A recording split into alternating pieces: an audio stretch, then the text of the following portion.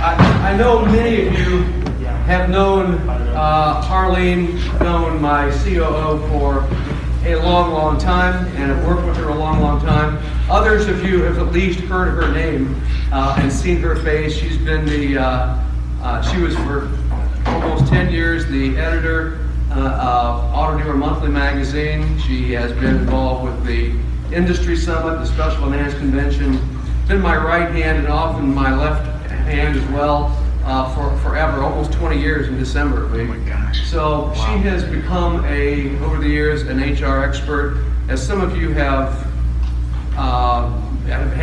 worked with her on. And Travis and I talked, and I know, as a matter of fact, Travis has been has used some of her HR services, but we've got a lot of change coming in the environment. Was it December the 1st? And so we've invited her to talk about that. She's helped a lot of you with hiring in some fashion, form or fashion, and she's going to offer some advice, some tips, how to improve your internal process. Certainly it's something you can easily do yourself. You just need to know what and how to do it, and allow the time to do it. And then she's going to finish up with some issues concerning this new, got the new law and hiring and a lot of good things. So with no further ado, I'm very proud to present Harleen Doan. Hey. I haven't heard what I'm about to say yet. It's good to get to meet some of you. Mark, I had never met, but I helped him hire in his office. Nice meeting you. Yes. There's just a few of you I have not met in person, so it's good to put some faces with that today. I want to get started, and we're going to talk about, I know you guys have been talking about staffing before I got in here. What levels were your staffing? Is that what the discussion was? Okay. So we're going to tackle it from a little bit different angle, and we're going to talk about how to find the right people, how to hire them, but just as importantly, what you can do to influence them to stay with you.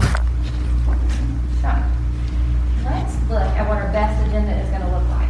We're going to look at best hiring structure, best influencing factors for retention, which falls on you, best basics for managers, and best avoidance of labor lawsuits. And that's going to tie into all these changes that are coming later in this year. Everyone in this room wants to hire the best. I never get a dealer who calls me and says, Harleen, will you help me hire the worst? They're quite capable of doing that on their own. But what is it that they're looking for? The problem is that most of them don't have a structured process. They rush through it. It's always last minute.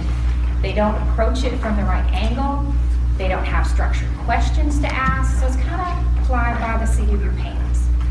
And then the worst thing is they involve people in their store who have no business being involved because they've never been trained. And all that adds up to a bunch of bad hires and turnover. And turnover is very expensive. Greg likes to say that special finance is the largest profit center not itemized on your financial statement. I will tell you that turnover is the biggest expense that you don't see itemized on your financial statement. You don't record lost opportunities. You don't record lost profits on your financial statement. But you do see an increase in your expenses when you continually make bad hires. Okay? And I want to challenge all of you, when you go back to the store after this meeting, I want you to ask your HR person or your payroll clerk, whichever is in your store, how many people you've terminated in the last 12 months. That's people you've fired or they've quit. Total terminations. And I want you to take that number times $15,000. That's going to give you the approximate cost of turnover to your store in the last 12 months. Now, $15,000. I use that, it's an easy number. But if you talk to any experts on calculating what the cost of turnover is, it's going to be $7,500 for the least skilled individual to $30,000 for the most skilled individuals. So $15,000 is a really good number to look at to get some baseline of what's going on in your store. And what I want to do today is I want to talk about how we're going to start reducing this number by doing things very early on that can change this. So we want to reduce turnover before it ever starts. I've been helping dealers for a couple years now find staff for their stores, and I have a highly structured process. When Greg asked me to come speak to you all. He said, well, can you share that process with them? My first response was, you want me to share all my secrets with them? I'll be out of a job. And then I thought, I really need a vacation. I'm sharing it all. So, if you open up your folders, on the inside left, you're going to find an 18-point plan. I am going to send it home with you. You can go back, you can implement this in your store right now. But I'm going to forewarn you. It's not simple, it's not short, and it takes a lot of time. And what I want to do is walk through this process with you, and I want to show you how much time you really should be taking to make one good item. So the first thing we're going to do is we're going to write a job description. Every time someone calls me and says, can you help me, the first thing I ask is, do you have a job description? I'm surprised at how many people do not have them still. Okay. How do you expect me to help you find the best fit for your store if you can't tell me what that is? Job description is where everything starts. You need to be able to identify what you expect out of this individual. What are their job duties, their responsibilities, and any requirements. And requirements could be education in some cases, or it could be that they have to lift 50 pounds if they're working in the parts department. Okay? But you have to write this. It's going to take you about 60 minutes to write a good job description if you've never done it. Okay? Even if you copy somebody else's, you're still going to have to modify it to fit your store. Okay? Sales manager in one store does not do the exact same thing in another store. I will guarantee you. The next step is to write, post, and sponsor an ad. A compelling ad. You want as many people as possible to apply to this job. Okay? Compelling. We're looking for quantity and quality. Okay? You're going to use the job description, the primary responsibilities in your job ad. The rest of it has to be things that will entice me to want to come to work for you. There are a lot of poorly written ads. Okay? You want to write a compelling ad. 30 minutes for this. And don't be afraid to sponsor your ads. You pay for leads all day long, thousands of them in many of your stores, to try and sell a couple hundred cars. Why would I be afraid of spending money to draw in quality candidates to hire the best one? Okay? Next step, revise the ad as needed. Now, if I wrote a compelling ad, you might be wondering, why do I need to revise it? About a week into an ad that I post, I go back and I take another look at the ad, and I look at the applicants that I'm getting. Am I overshooting or undershooting? Am I getting overqualified people, underqualified people? And am I getting enough of them? Okay? Sometimes, because I work in different markets, a job title in one market resonates and I get the right kind of people. If I work in another market, that same job title might not do anything for me. I'll know within a few days. I'll change that job title just a little and suddenly I'll get applicants. Okay? So sometimes you have to tweak your ad, and a lot of times it's not a major change to it. Good example. How many here have a biller in their store? Or funding? Okay? You cannot run an ad for a biller, guys. Nobody outside of automotive knows what that is. Okay? They have no idea what the job responsibilities are for that. Elite, we wanted a funder over in the sales department. We ran an ad with the job duties, but with the title administrative assistant. We got plenty of applicants. Okay? So don't be afraid to tweak your ad once you post it to get what you need. Next is the resume search. This is actually recruiting. You're going to be spending 60 to 120 minutes on this. What I'm talking about here is go to LinkedIn, post it on Facebook, go to the job sites, and you can actually, after you post an ad, you can go on the job site and browse through the resumes that are there. What you're looking for is those people who have the resume out there, they're not just actively looking right now, or they didn't see your ad. But if you see something in their resume that interests you, reach out to them and actively engage them into your process. Okay? Some of the sites you have to pay for this. Indeed, I use a lot. You pay $1 per after you hit 50 in a month, I think it is. But it's absolutely worth it to try and pull in some extra candidates if you don't have what you need coming in. Okay? And I like to do it early on. Next, we're going to quick screen the resumes. And quick being a relative word here. It's going to take you about 300 minutes to cover 100 applications, or 100 resumes. You think I can read a resume faster than 3 minutes? You don't have all 100 of them at the same time. They're coming in spurts. So you're picking it up, you're looking at them, you're putting it down, you're picking up more and you're doing it. You're gonna spend at least 3 minutes per. What you're doing at this stage is you're taking those resumes and you're putting them in 3 piles. This pile is, I am never, ever, ever gonna hire this individual. This pile is the people who have done the job in the past. They're my top prospects.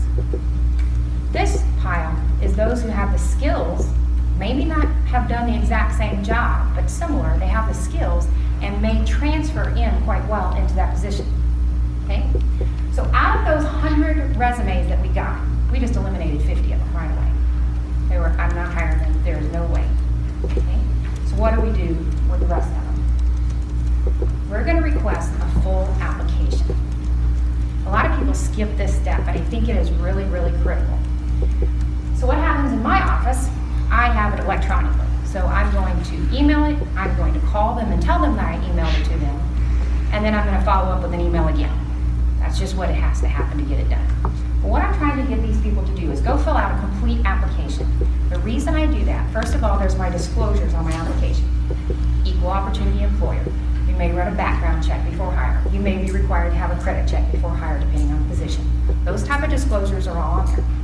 But there's also some key information that I can ask on the application that no one serves up on their resume. How many resumes do you see that come in and say, well, I quit because I filed a sexual harassment claim? It doesn't happen. They don't want to disclose that up front on their resume. But I can request on the application the reason for them leaving their previous employer. The other thing I can do is I can request salary history. Everywhere except Massachusetts coming 2018, they've already passed a crazy law that is going to remove that option from us. They feel like that we shouldn't ask about salary until we're ready to make an offer. Don't ask me to explain that logic. I don't understand it at all. But I want this document completely filled out. Okay, so I'm going to spend about 5 minutes on each one engaging these people to get this done. 250 minutes you're going to spend on this step. Next, I'm going to screen the applications. So I had 50 of them that I was chasing the application for, but only about 30 of them came back. 20 of them thankfully self-eliminated themselves because they're too lazy to fill it out. I don't want to hire them anyway. Okay? So at this point, I'm screening through the full application. Are there any other red flags there? Did they disclose something else that makes me go, I tie this in with the resume and it's just not quite strong enough and I want to get rid of it. Okay? So screen the applications at this stage. Next, we're going to pre-screen the candidates. So at this point, I have about 20 people still left. I'm going to take 10 minutes, maybe 15, on the phone with each one of them. That's my 200 minutes. What I'm going to do here is I'm going to verify information they've given me. I can't tell you how many times I get a resume in, or even they try and pull it on the application that says, I worked at ABC Motors from 2015 to 2016. My first question is, what month in 2015 did you start working there, and what month in 2016 did you leave? Well, if it was December and January, there's a problem there. Okay? They don't like to disclose that information. Also, if I find job gaps, I'm going to ask them about them. I don't care if you were unemployed for 4 months looking for a job. What I care about, are you honest enough to tell me that? Okay? I'm trying to vet out that type of stuff. I'm also in this process listening to their communication skills. Do I feel like they're forthcoming with information? Another good one, I attended Strayer University from 2013 to 2015. Did you earn a degree? Again, I don't really care because most of the positions in the dealership, we don't require a degree. What I care about is someone who's deliberately hiding information from it. Okay? So I use this pre-screen step to weed out that type of stuff right away. Next is a skill assessment. I strongly believe in skill assessments, and the skill assessments need to match the position that you're hiring for. So if it's a sales position, you can use Hire the Winner Sales Simulator, some other type. There's lots of sales assessments out there. But if it's an accounting office manager, controller type of thing, I'm going to do an accounting skills test. be a desking assessment. So whatever assessment you're going to use, this is where you should put it in your process. 30 minutes for that. At this point, I only have 10 people. I've already eliminated another 10 of them, all right? So I've got 10 people I'm going through this process. 30 minutes, that allows me to get in contact with them, get the assessment set up, get the assessment done. I might not have to oversee that assessment process, but I do have to evaluate the assessment when it's over. Next, I'm going to prepare my interview questions. And we're going to spend just a little bit of time on this because I think a lot of people misunderstand what this step actually is. And it's very, very critical to your process. These are standardized questions that you're going to ask all candidates that you're going to interview. It may not be the exact question, but it's a very close variant of it, okay? And why you want to do this is every applicant that you have has a different history. So their job history that you're going to interview is all going to be different. So it makes it hard to compare apples and apples and apples when you're looking at all the candidates. So I want a set of standardized questions that I can ask all applicants so later I can evaluate them based on those. Okay? Now, what you want to do is you want to create these standardized questions in a very specific manner. I want you all to do something for me. Okay. I want everybody to think of their best employee right now. And when you have that person in mind, put your hand up. Come on, Gary, you gotta have one. Bill, best employee. Come on, Brad. Hey. Raise your hand too, Brad. Right. keep your hand up. I want you to now think of one word or short phrase to describe that individual. And when you have that word in mind, you put your hand down. Go, give me that word. Dependable. Workhorse. Hard work. Efficient. Reliable. Loyal. Accountable. Dedicated. Process oriented. Good work ethics. Dedicated. Knowledgeable. Dependable. High work. Sling in the middle. I mean, dependable. No. I do have a pretty good right arm. Brent? Determined. Dedicated. Solid. Driven. Ownership. Okay. That's a good one. Here's the thing. I just asked you to think of one thing about that person that made them your best employee. Have you ever thought, I wish I could clone that person? Think of 8 to 10 things that you really like about that individual as it relates to their work and identify them. Because if you can't identify the best traits in your best employee, how do you find more of them? Okay? You gotta know what you want before you can start setting up the questions to ask. Okay? So, what I want to do, how do you define the best? I want to share with you 8 traits that I hear most often, or sometimes they're a slight variant of them, just like we heard in here. I heard a couple of them that were very close. Some of them that you named are going to be up here. So when you want the best employee, you want one that's trustworthy. Heard that. A couple of things about this. This is one of the hardest things to ferret out in an interview conclusively. Okay? And here's why. It's not a blanket statement. You have a different trust factor for every position in your store. You hire one guy, you want to trust him and move your cars across the lot without wrecking them. You hire one person, you want to trust them with your cash. You hire another person, you want to make sure that you can trust them to disclose everything they're supposed to disclose in the F&I office. So you kind of have to identify the trust factors for the particular position that you're getting ready to fill when you look at this trait, okay? Because they're not all the same. Next, excellent attendance. Surprisingly, I didn't hear that here. I wish I got paid for every time I heard that. Okay? We want that person who's going to show up for work and care about when they're at work. We want someone who wants to learn and is intelligent. I put those two together because they kind of have to go hand in hand. I can have someone who wants to learn, but they're unable to apply it. They're not intelligent enough to apply it to the job. I can also have the individual who's intelligent, but has no desire to apply it to the job. You have to have both of them. Actively looks to contribute.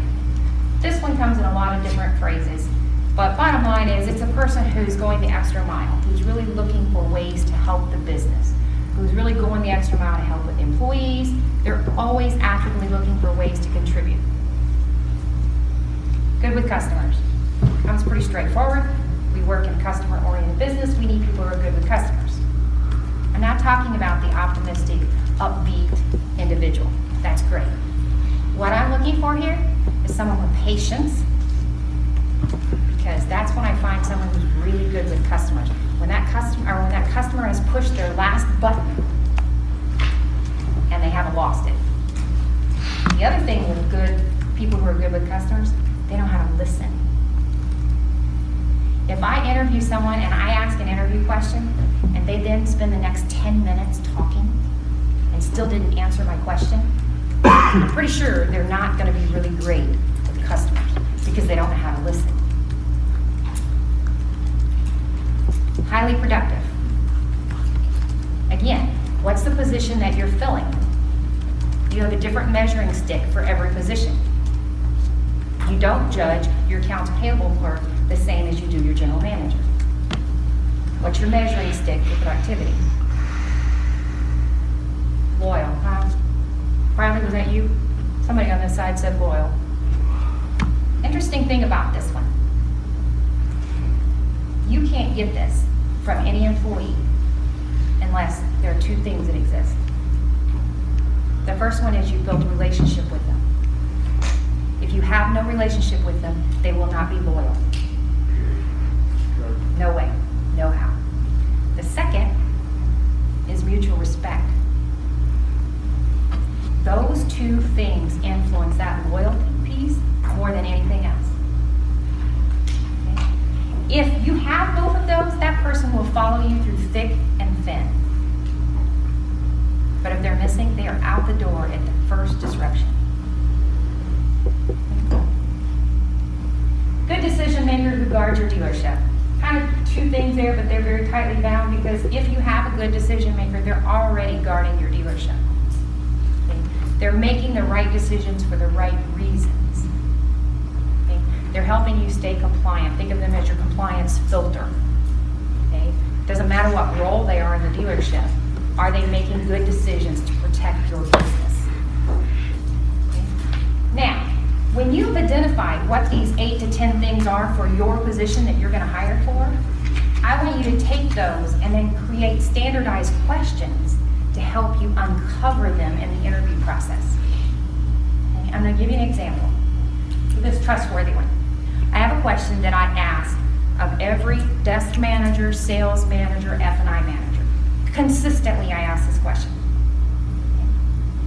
You have a customer on the lot today. They picked out their car. You know you can finance them. They're ready to buy. The deal requires $2,000 down. They're going to have the money in 10 days. What do you do today? This is no lie. I interviewed 6 people for a desking position back to back one day. Serious brain damage, by the way. 6 different answers. Now, when I got done with all the interviews, it was pretty easy to lay these out on a trust factor line and determine which one I want to move forward with. That's that apples and apples comparison. So if you can come up with what these traits are, and you can create your standardized questions to work towards uncovering these traits, then you can figure out where they are in your spectrum. Where if you were making this hire, your choice might be totally different than mine. I can tell you, if I'm doing this for you, they're going to have to be pretty high on the trust factor for me. But if you're making it, you might be more comfortable in the midline of this one, that particular question. So if you use those standardized questions, it helps you with this process. So you've got 2 things going on. You need to identify the traits, and then you need to create the questions to help you uncover the traits when you get to the interview process. Okay? Now, we're now to the interview process. So what was the correct answer to that? There is no correct answer. 'Cause like in The my correct state- answer is the one that you trust the most. Okay, because in my state, you can spot a customer even with cat one. Okay? 6 different answers. I will hear from one guy who says, absolutely no way it's going to park on the back lot. We're not doing anything with it until they come in with the money. The next next guy comes along, says, well, I'm gonna take a whole check. The next guy comes along, he says, well, I'm gonna look at the gross profit and I'm gonna determine if I'm gonna put it on the road or not. That's my guy. I'm telling you, 6 different answers. Okay, so if you want me to help you find one of these people, you better tell me where you stand on that question. Because I use that question with every one of those individuals. It also helps me understand what kind of environment they've come from. So if they've come from a dealership that is really on the gray area of floating a lot of things they should be floating, I'll uncover it with that question. Well, so can we ask this question to Greg? Greg, what is your correct answer? We'll pay a check. Backlot. What works in your store? I don't play judge and jury. Some of you guys are absolutely meticulous and spotlessly clean, and some like to play more in the gray area. I don't make that decision. It's your neck, not mine. All right, so now we're to the conduct interviews.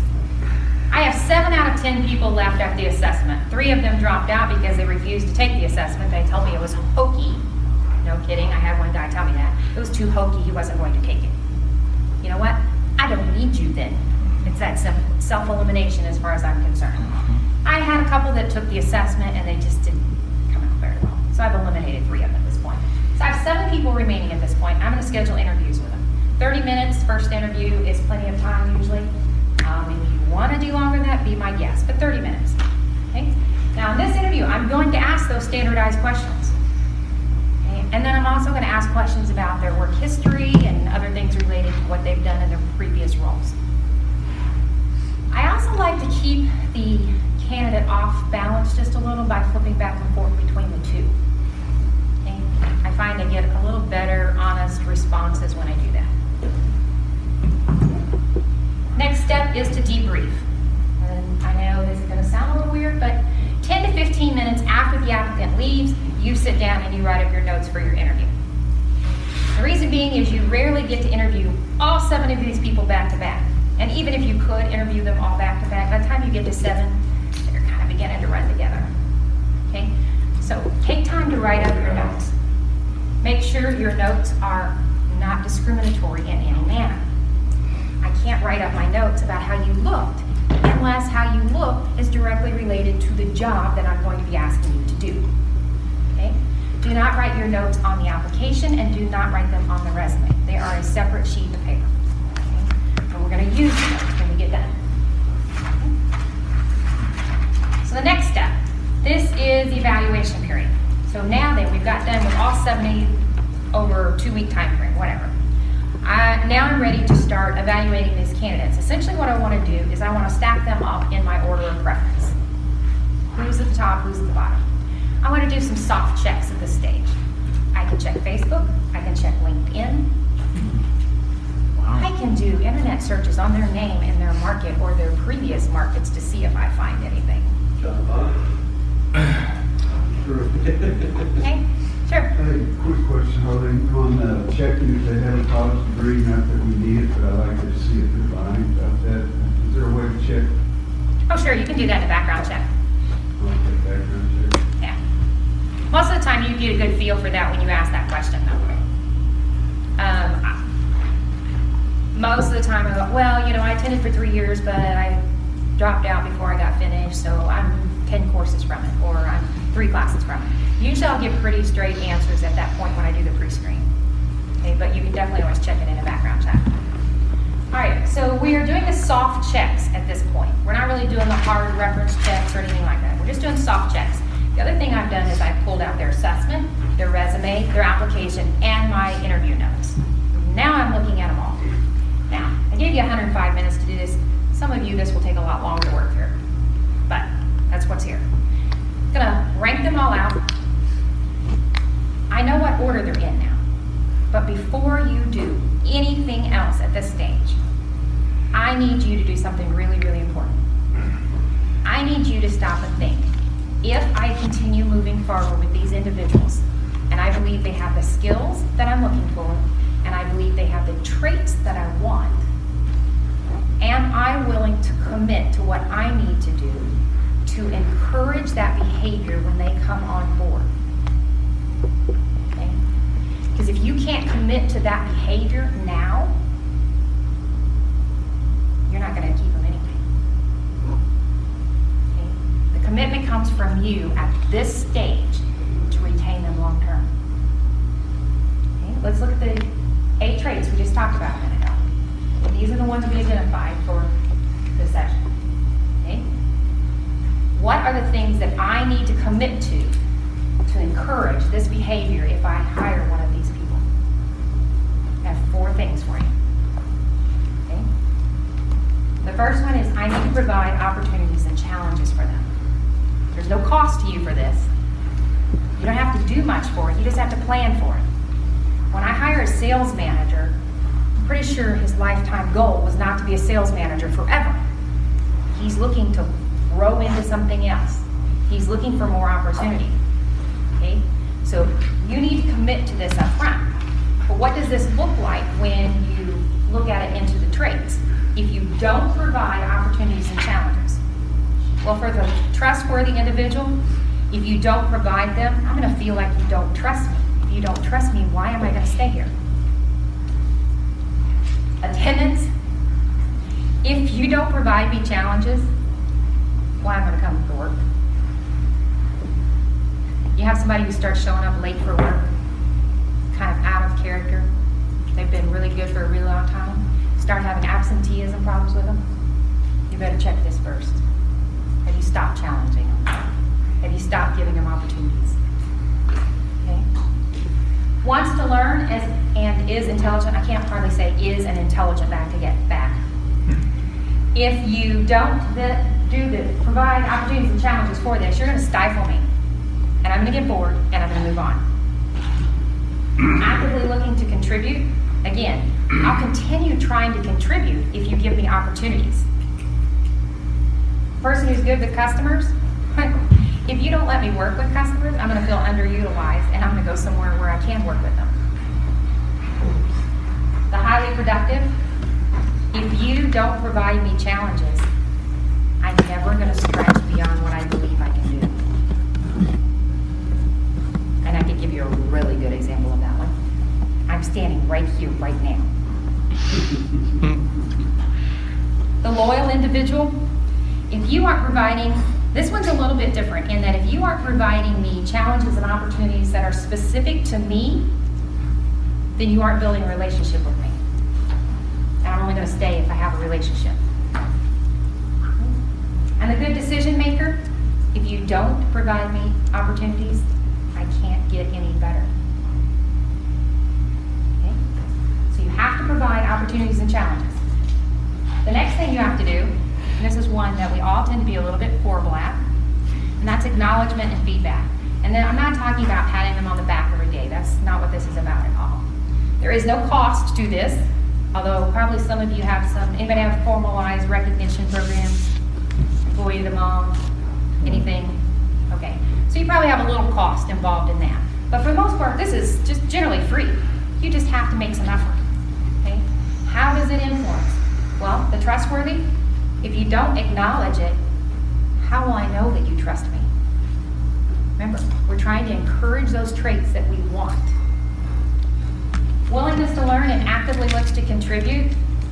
If you don't, I'll believe you don't appreciate my contributions and I'll stop contributing. Good with customers. If you don't, I'll think you don't care how I treat your customers. Highly productive. If you don't, I don't feel like you appreciate my hard work. I'm going to go to work for someone who does. The good decision maker. If you don't provide me acknowledgement and feedback on my good decisions, how will I build confidence to make more of them? Okay. Provide acknowledgement and feedback. Number 3, what you have to commit to. Set and communicate being key here, your expectations. For the person that you're looking for that's trustworthy, the more I know about what you trust me to do, the better I can perform. You have to communicate that to me. Attendance, if you don't tell me what you expect, you can't hold me accountable. The person who wants to learn, you can set the tone for this one right up front by letting them know that training is important. When you let someone who loves to learn know that training is important in your store, they're going to be all over it. Okay? Actively looks to contribute. When you let me know the value of my contributions or that you appreciate my feedback, I'm not afraid to continue trying. It doesn't matter that you don't implement everything I suggest to you. As long as you give me feedback and you appreciate it, I'm going to continue bringing things to you. The highly productive individual, good with customers. Ha, love this one. If you don't tell me what your expectations are on customer service, how will I execute them? The highly productive, if you don't set goals for me, I sure can't hit them. Okay? You got to be able to communicate that one. Guards and protects the dealership. If you don't tell me how important that my decision making is and my guarding your dealership is, I won't make it a priority. Okay? So set and communicate your expectations. Item number 4. This is a biggie. Provide me training. The person who wants to learn and is intelligent, providing them training on an ongoing basis encourages them, it engages them, it challenges them, and best of all, you can actually get them involved in the training process. These individuals are great to get involved in your training process. Actively looks to contribute. It exposes me to new concepts and ideas to help me contribute more. Good with customers. It shows me how you want customers treated. Instead of just telling me, train me how you want them treated. The highly productive, the more training I have, the better I can perform. Loyal. Anybody want to guess at how this one feeds into training? A lot of employees make a decision to come to an employer based on their training. So if it makes me want to come to work for you because you train your people, I will stay longer if you continue to train your people. At the point in time training becomes unimportant to you, I'm done. Okay? Good decision maker. Training helps me refine my decision-making skills. And the more you train me about the dealership and the expectations, especially as it comes to compliance, the better the job I can do for it. So the question is, at this point, can you commit to these 4 items? Can you commit to providing challenges and opportunities, acknowledgement and feedback? Will you set and communicate your expectations to this new hire? And will you provide training? Okay? This is where your hiring process will break down. If you're not willing to commit to these things, to these people that you've gone to this trouble to find that have the traits you want, you can't keep them. Okay? And we can't reduce our turnover if we can't keep them. So, now we can go back and we can move on to the additional interview. Okay? At this point, we had 7 candidates. We did the whole evaluation of them. We found 4 of them that we still wanted to continue on with. I'm going to spend another 30 to 60 minutes with them, or you are. And we're going to work through this additional interview. The next step is clearance. What I'm talking about in clearance is your hard reference checks. Okay? I want to check anything out I can check out. I want to do background if I can. In some states, your background checks can't come unless you actually make an offer. Okay, so you need to make sure of what you can and can't do in your particular state. But this is anything else I need out of this individual before I make a final hiring decision. Okay? 15 minutes per candidate should be plenty for that. Next is a decision and offer. I'm going to make one offer, and I'm going to have a plan B. That's my ultimate goal every time. I want one, and then I want a backup plan in case I can't negotiate it out with them. It's going to take about 30 minutes. What I really like to do is create the offer. I want to send it, I want to call them, send it to them, and then I want to call them again because I want to make sure that there's not any questions out of it. I also want to set a timeline for an answer. Okay? I I prefer to set that timeline for the answer. I don't like to leave it open-ended because I have person B here that I'm stringing along, trying to keep them engaged in case I can't get this one worked out. Okay. Next step. This step will have no time on it because I don't know how much time it takes in your store. Okay. Well, we're talking about onboarding and training, and I know everyone in here has heard Greg talk about onboarding at some point in time. We're talking about sharing vision, we're talking about bringing them into the dealership culture, but we're also talking about training them, the mechanics, to do their job. Okay? Onboarding is extremely important in this process. But there's another very, very important piece, and one that is often totally ignored in the dealership, and that is basic management and leadership training. I am surprised by the number of managers in stores that have had zero training in the dealership on basic management and leadership topics. What happens is you hire them from Johnny down the street and you assume Johnny down the street trained them. Except Johnny down the street didn't train them because he hired them from Roger down the street who didn't train them. So they've moved from store to store to store, and no one has provided basic management and leadership training. What do I mean? Greg? Now would be good. Now would be good. I was waiting for number 18. No, now would be good. You didn't give me the correct. So, what do I mean by basic management training? I'm going to stop here. Needs some credit. I need some drink. I don't think you have clear expectations. I didn't know the expectations. You did, because I told him before I started. So we're going to take a few minutes here. And we're going to go through this. You're going to get a quiz. There are 12 questions plus a bonus. Everybody will want to participate. There is actually a prize for this. A nice prize. Most of the questions are yes, no, so you should be able to whip through them within 10 minutes. And if you manage to get done before then, we'll move on before then. You're welcome. Thank you, sir.